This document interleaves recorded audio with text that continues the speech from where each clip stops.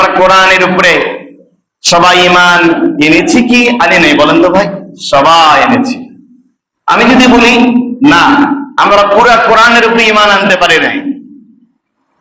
আমরা যখন নামাজ পড়ি, আমরা এই কোরআন দিয়ে নামাজ পড়ি।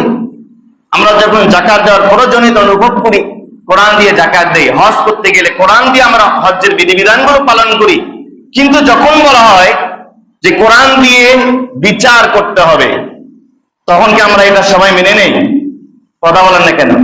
তখন সমাজের মানুষের মধ্যে দুইটা ভাগ হয়ে যায়। কেউ বলেন কোরআন মসজিদ মাদ্রাসায় থাকার কথা, এখানে থাকবে।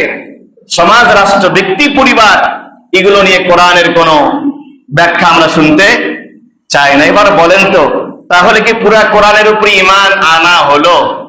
কথা বলেন না কেন ভাইরা? তার মানে আপনি কোরআন পড়তে পারেন না, কোরআন শোনেন না, কোরআনের উপরে পরিপূর্ণ ঈমানটাও আনতে পারেন না।